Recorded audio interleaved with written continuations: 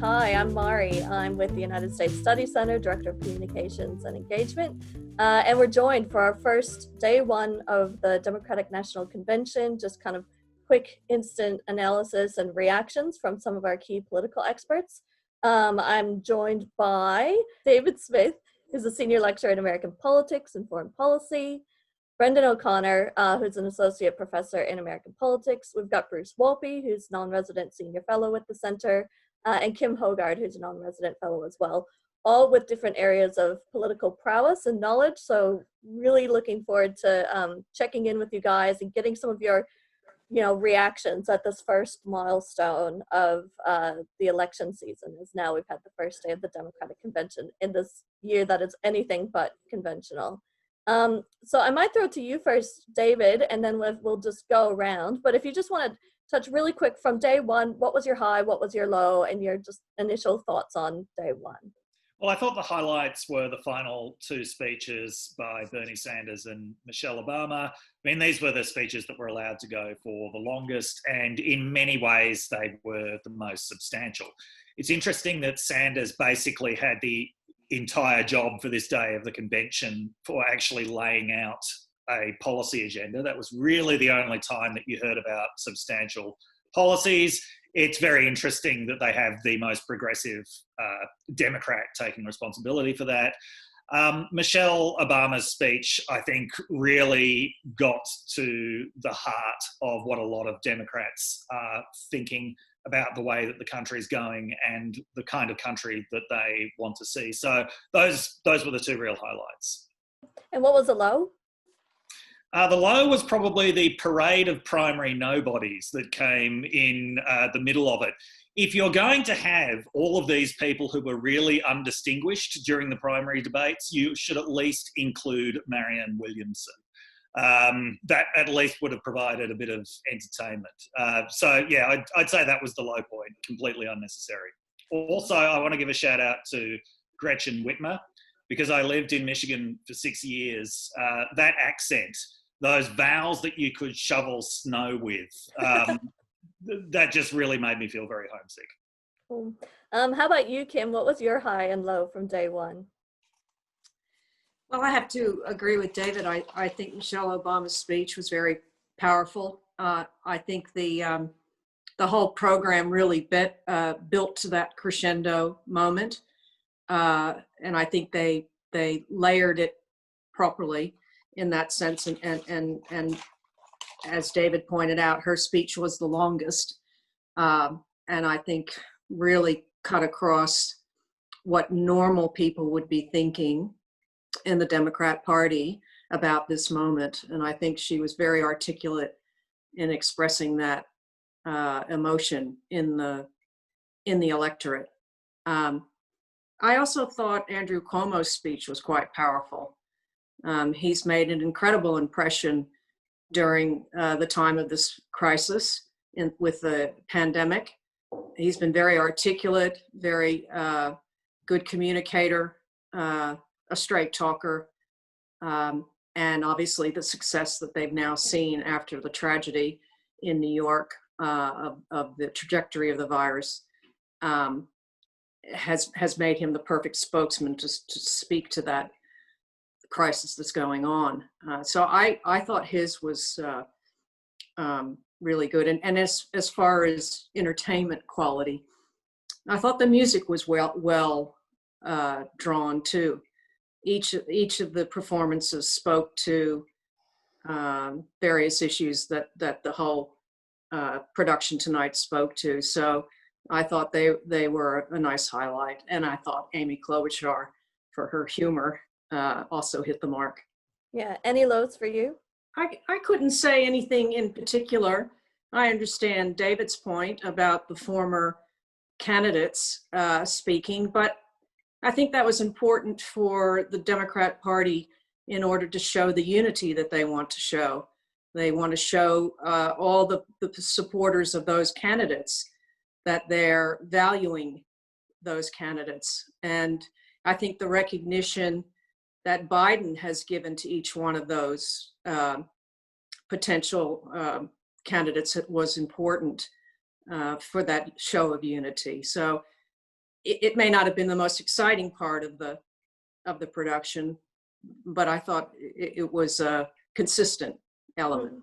Yeah, and unity certainly was a theme that they tapped into consistently throughout. How about you, Brendon? What was your high and low from day one? Well, I'm probably a little bit different from Kim. I miss the pageantry of the balloons and the crowd that feel like looked like and seem like they've been on Gatorade for about 12 hours, and the enthusiasm of these are partisans. People who come to the convention are the loyalists, but the flatness, I suppose, that we're all living through in the age of Zoom, with the vox pops at the beginning, were, I think, effective in a sense of, let's hear the voices of ordinary Americans, and some who admitted their mistakes in their own hearts of voting for Trump. This was the kind of thing that I suppose we were to expect.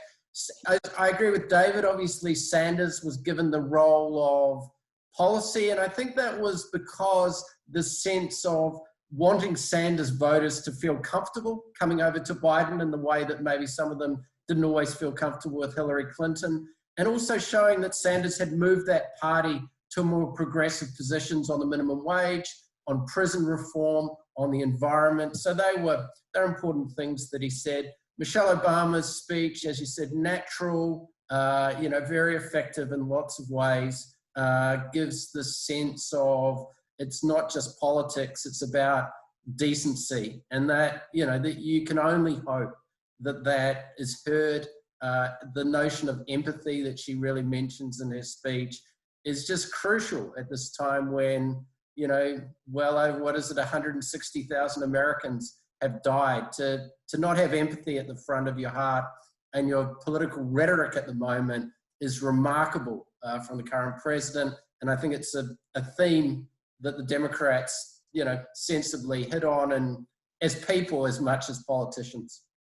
Yeah, that was definitely something that was part of not just the content of what people were talking about, but the undertone to the whole thing, and the fact that it was having to be done remotely anyway. You couldn't ignore that fact. It was interesting to see what they did with it. How about you, Bruce? What was your high and low from day one? Well, I have two highs and really no lows, so how about that? On a high point, there was this woman, Kristen Urquiza, whose father died of the virus, who said his only pre-existing condition was having trusted Donald Trump, and he paid for it with his life. I mean, I think that this is a pandemic election where a lot of it is a referendum on how Trump has handled it or not handled it. And I just thought that cut right into the heart of everybody in America who was watching. I teared up at that point. That was just amazing and really touching. And then Michelle Obama's speech, for everything and everyone said, in historic terms, I can't recall a first lady attacking a sitting president in the way that she did. I mean, not even Hillary went after anyone like that. And Eleanor Roosevelt didn't either. So I really thought that this was a moment this is a moment of both partisanship and a call for the country to come together that we won't see replicated in such a way for a long time. So on the whole, I think this was a very successful event for them on the first night. I mean, there were some speakers who were lackluster scattered throughout the program. The music was great, but the technology was great, surprisingly effective. I thought it was going to be just a boring paid political ad by the DNC. I think it was more than that. Great. So I'll open it up to everyone now, and just keen to get your take on the kind of different campaign strategies that we saw at play, and what were the tactics that they've employed? What does that signal to us about what the Democrats are doing between now and November 3rd? And were those strategies effective? Do you think that it worked well in the way they were rolling it out? I think there's going to be a lot of debate about the fact that there were two Republicans on the opening night. Now, admittedly, where they were in the program and the amount of time they had to speak didn't mean they had the most prominent role. The fact that Kasich was standing on a literal crossroads got widely ridiculed on social media. There is going to be a lot of debate about what this signals about the campaign's intentions. Someone pointed out on Twitter that, in 1980, Ronald Reagan also had people from the other side coming out basically to say how terrible the country was. But 1980 was a very different time. It's not as savagely polarised as now. I think that there is a limited number of votes to be picked up from Republicans in this election. There certainly are Trump voters from 2016 to be peeled off, but the ones who are probably most likely to be peeled off, for the most part, aren't actually Republican identifiers. I think that given the disquiet that some progressives have about Biden and Harris as a ticket, this is a strategy that potentially cools their enthusiasm a little bit. So, I mean, I think, you know, we'll have to wait and see whether this strategy is actually vindicated or not. But there is a possibility that the Biden campaign might be repeating some of the mistakes of the Hillary Clinton campaign of wooing moderate Republican votes which don't transpire in the end, rather than consolidating the Democratic vote and motivating turnout. I mean, I think that they were trying to do everything tonight, but it is interesting that they chose the first night to have two Republicans on. Yeah, that was different. Yeah, and Brendon, what were you going to say? Yeah, I mean, I'd second David's point that if, you know, I've been looking at all the elections back to 76 recently in terms of partisan voting behaviour. And, you know, we're very used to 90% of registered Republicans voting for the Republican Party. And that was, you know, clearly the case last time. It's independents that seem to me to be of kind of interest. I mean, in Florida, in Michigan, in Ohio, independents did break reasonably hard for Trump in a way that was probably stronger than some people expected. So I think there is probably a bit of play going on in that area. Some of us remember the 2004 Zell Miller speech, a Democrat from Georgia, giving a speech at the Republican Party convention that was unconventional. And I suppose it gives some degree, there's a deflating element, I think, to the other party of a loyalist or an elected official of your party or a former presidential candidate like Kasich giving this kind of support. So that the deflating element is probably not to be ruled out. But, you know, there's who's going to turn out is obviously something that we're all concerned about greatly and mentioned in passing at times, making sure people, as Michelle Obama said, can turn out, you know, that voting is made simple and safe. To think that you know, is a big issue is remarkably sad. I'm not sure I would agree that the strategy to bring in some GOP voters is misplaced. I was at the 1980 convention, and I agree with David that, you know, there was an attempt to bring some, I think we would call it reassurance to Democrats that Reagan was not some gunslinging, you know, warmongering conservative who was going to, you know, start World War III. And I still think, given in this election, where we've seen an unprecedented number of disaffected Republican voters forming groups to actively encourage Republicans to vote for Biden. I don't recall seeing this much disaffection in the Republican Party. And the big difference now between 1980 isn't not just that they're not as polarized, it's that the Republican Party is totally fractionalized and has been for a couple of decades. I mean, the Democrats have been too, but they've done a very good job in this election after the dust-up of the primaries of putting forward a united front.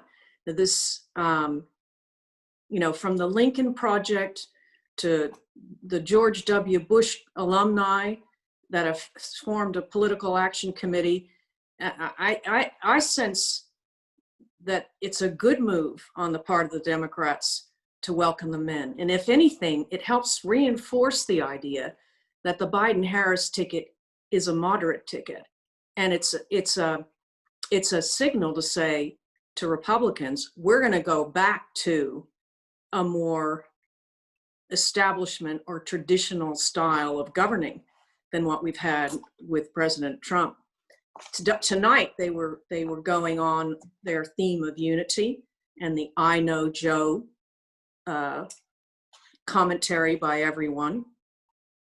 So I don't think the use of Kasich or the other disaffected Trump voters who spoke, I don't think that will hurt anybody, and I don't think it's going to turn off Sanders voters or Warren voters. I agree with what Kim is saying. What was interesting after 1980, and I was working in the Congress at that time, was you had Reagan Democrats up there that made the difference between success and failure in his legislative agenda. So will there be Biden Republicans in the House and the Senate, and particularly in the Senate, that'll help him get his thing through? But beneath all this, I mean, there were just a few themes aside from, Joe as a leader and Trump as being an unmitigated disaster. We had a picture presented of diversity, that this is what America looks like. And so we are you and you are us. And I thought that was very powerful to just show this is America. It's a cross section of races and colors and beliefs and ethnicities. It was a celebration of diversity. The pervasiveness of the pandemic, that was, throughout, and that is the overwhelming issue. And then racial justice, and that this is a time for racial justice, and that is powerful. And then also on the economic challenge and facing it, and then also the urgency of voting.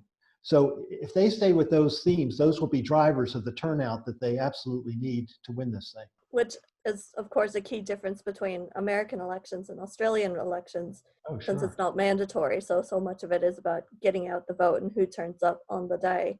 Given that this year and this broadcast online convention is completely different to what has ever been done before, keen to get your take on, the fact that a lot of this was going to be trial and error. Almost everything they've done today was either being done in a new way or something that had never been done before.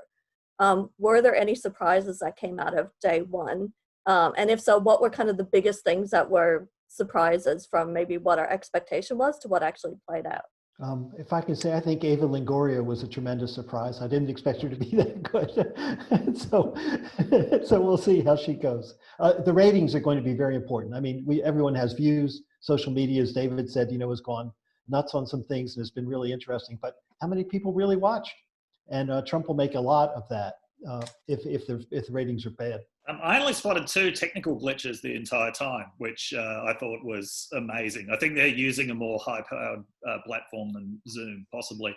I did think that this format was particularly good at showcasing ordinary citizens.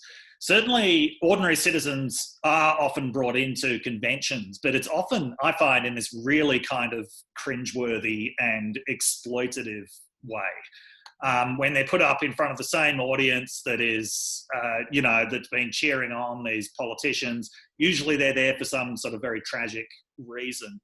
I thought that in this case, I mean, there were some very tragic and unusual stories, but a lot of them, but what stood out was actually their ordinariness.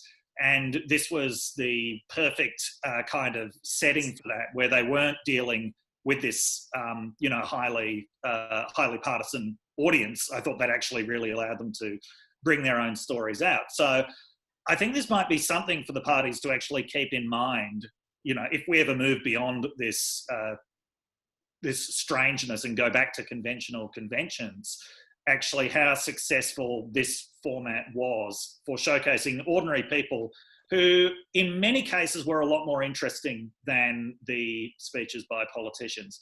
I've got to say, I liked the fact that there wasn't crowd noise.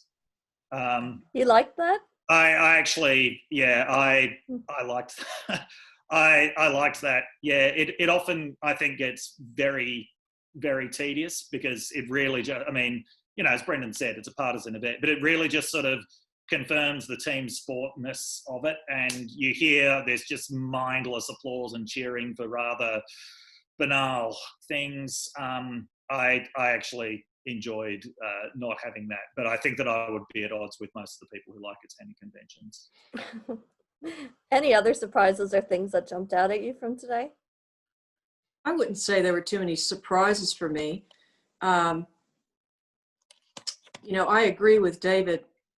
I like that there was no audience. I think that it helped everyone engage with it on a personal level. You're not distracted by other people's reaction to what's going on or what's being said. You're just taking it in and thinking about it yourself. So I think it's a much more intimate experience for the viewer. I don't know anybody who used to watch really the conventions. Do you, Bruce? I mean, if you're a real partisan, you would. Only if you're a partisan. But yeah. I would suspect that. Well, although the ratings Barack Obama, not bad. Barack Obama, though, in 2004, he gave the speech that launched his career at the convention in Boston. Yes. If Michelle Obama was in play, I mean, she would have launched, that was her speech to become president down the road. So once in a while, there are these breakthrough moments. But yeah. It's mainly because they get the media attention afterwards, though, and people then, okay, let's go back and look at this. But yeah, this situation, I think, might have dictated that quite a few more people would have been watching tonight than traditionally would have happened. I hope so. Although on Brendon's earlier point, I did like the idea of the conventions being a national conversation. It was a time when people could come together for 4 days and have a real discussion about the future of the country. And I really enjoyed watching that and listening to it and everything. And I think it's, it was sort of like, well, civics works and we can come together. We can have a better future. And I kind of miss that because this is, patently manufactured and designed for a purpose. What's also unique about this, though, too, is that it's been delayed because of the pandemic. So there's been all this time for the Biden campaign to form its unity task forces, to iron out the problems within the Democratic Party and to come to, a togetherness on what their party platform is going to be. So working all of that out beforehand and having all that time to do it, I think it's actually produced a more thoughtful and thorough party platform than we might have seen coming out of the hurly-burly of a convention. But I understand what you mean in terms of the operatives who are in there working at these conventions. It would have been a bit of a downer.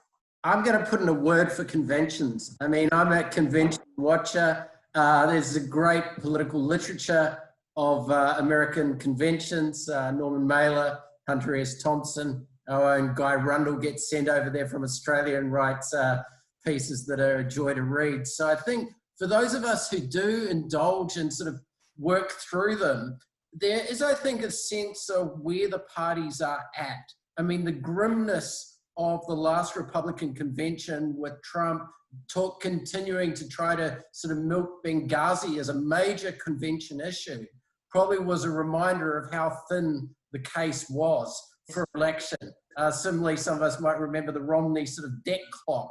Some of these arguments that at the time are put forward as the major sort of argument that soon fade from the party or whatever, I think can be occasionally telling. I mean, all of us have talked about the theme of we the people being a sort of multicultural America. That's a theme that we saw a lot, of course, with Barack Obama. We saw it a lot with Hillary Clinton's Stronger Together theme. So that is a central face of the Democratic Party that you see in these conventions, and it does send a message. And I suppose seeing them from the outside, we were talking about as though some of us are going to get to vote and not all of us will on this panel. I think the sort of pageantry of these conventions to the rest of the world, the Americana, which was able to be included in the Zoom form, is a form that isn't always something that leads to America being seen favorably abroad.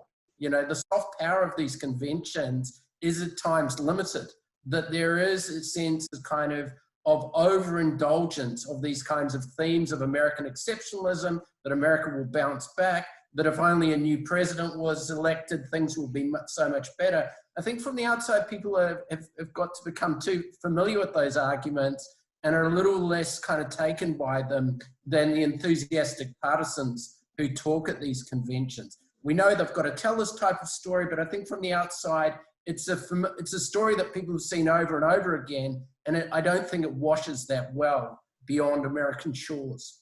And one of the things that you guys have already touched on a bit already, being, I think, Barack Obama from 2004, and, people have talked about Marco Rubio's convention speech.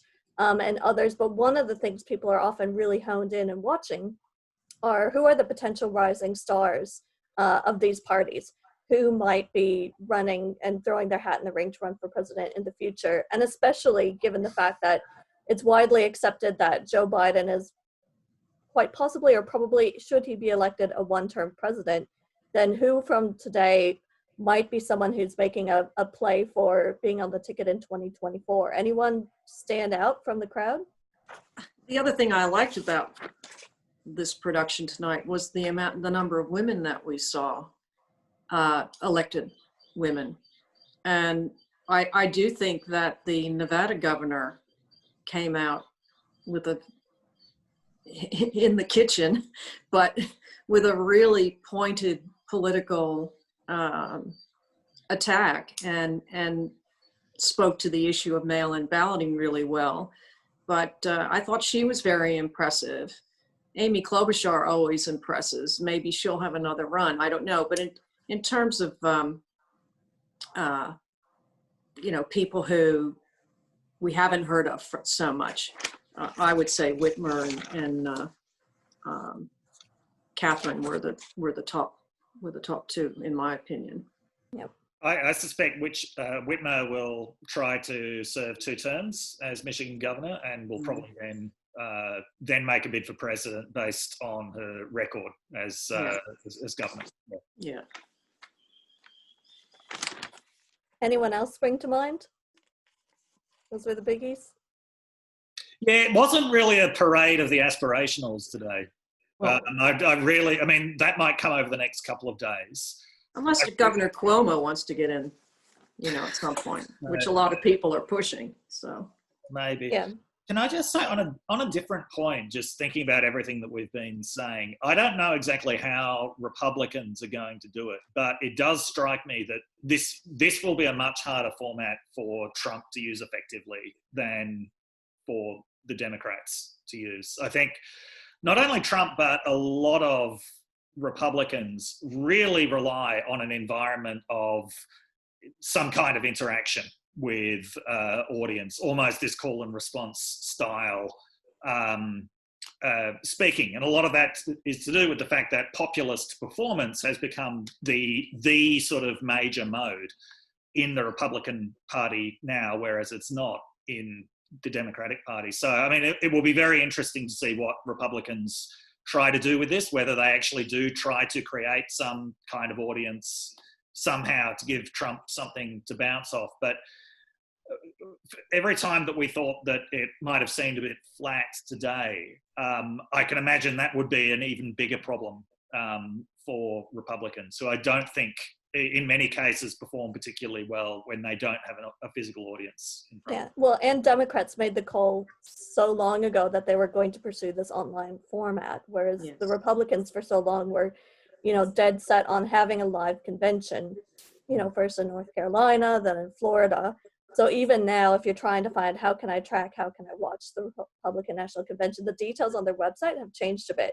So I don't think they've landed on that yet. So it'll be very interesting to see how they pursue that next week, whether it's accessible to us in Australia, and how they manage to kind of, how they want to play the dynamics, which do tend to be Trump's forte. Yeah, I agree with that completely. The Democrats had a lot more time to put together a very impressive production. And the other impressive thing that'll contrast with next week is the diversity that we saw in this production today. I just don't see how the Republicans can replicate that. Maybe, they have 1 or 2 representatives of every ethnicity and everything else, but I just don't see how that can come across as effectively as it has today. And also the other aspect I thought was interesting that the Democrats used were children. I mean, really speaking to the future of America and letting children have a voice in this, even whether it was at the beginning when they were singing the anthem, or citing his grandchildren citing the Pledge of Allegiance. There were enough children interspersed through there too, which I thought was a nod a nod to the future. But diversity by far, the Democrats had it hands down tonight. Mm.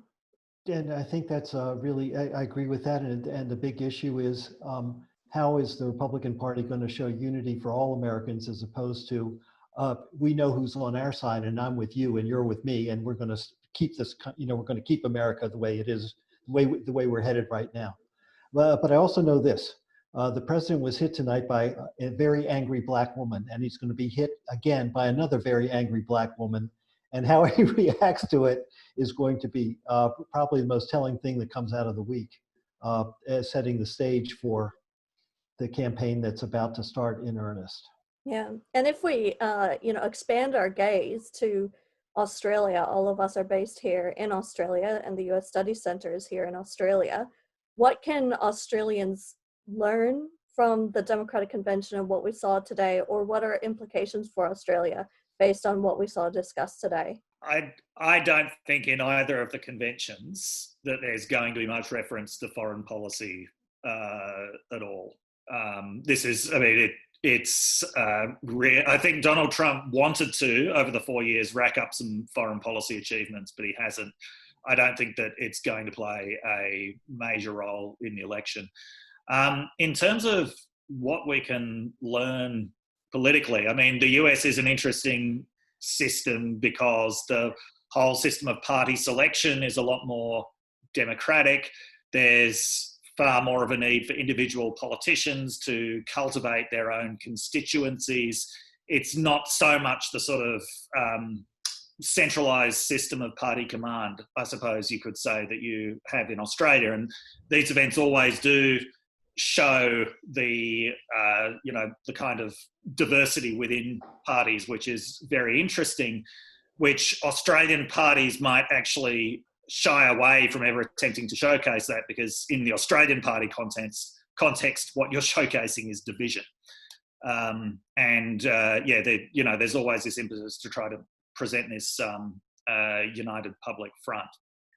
Yeah, I suppose one of the themes of tonight's performance, and will be for the convention obviously, is, Joe, he's a decent guy. He's been around for a long time. He's got a lot of friends. He talks to a lot of people everywhere, the train conductor or, politicians in Australia. So familiarity is, I suppose, going to be something that Australians will, I suppose, feel comfortable with as a people and also as a government. What is really the thing I've been tracking the most is, where is Biden going to land on the Green New Deal, on environmental policy? Is he going to feel drawn into maybe make, as you see on his website, which is fairly comprehensive, you see him being drawn into making a range of pledges, a couple of $1 trillion over a 10-year period pledge recently. That's a smaller amount, clearly, than other people in his party want to pledge, but seeing him being pulled on this issue of how central it will be to what little policy there was tonight in the coming days, I think will be really interesting. And that will be somewhat of a contrast to our own government in Australia here. That'll be a sense of that issue is central to Biden's foreign policy. Now, look, America has so much to deal with COVID. That's hardly going to be the first thing off the rank. But if it is central in the policy platform of both, not just the campaign for the presidency, but the House races, the Senate races, it will be interesting to see if any momentum can be sort of built on that issue, given the catastrophic sort of COVID issue in the United States, whether any other issue can get on the sort of agenda. And that from an Australian perspective, I think is pretty interesting, because obviously it's an issue which, needs global action, needs the Americans to set targets, needs people to get back to international negotiation tables. Yeah, and actually I'll use that moment to plug a recent USSC publication that just launched last week, which is Biden versus Trump, an Australian guide to the issues. And in it, Brendon, you've got your piece looking at, the climate change policy. What would that look like under a Biden administration or a second Trump term? And similarly, that publication looks through the whole wide range of these policy issues and what it might mean, and therefore implications for Australia. So I would commend anyone who's watching this video to make sure to go and check it out and to educate yourself, and hopefully that'll give you a great understanding as we go into the US presidential election, what the stakes are for Australia. I want to thank you all for your time to jump on this right after the convention. I know it's a very busy time for everyone, but really appreciate you making the time to have a chat today. It's great to see all your faces, and I look forward to catching up with you again on Friday. Okay. Thanks, Mary. Thank you. Thanks, Mari.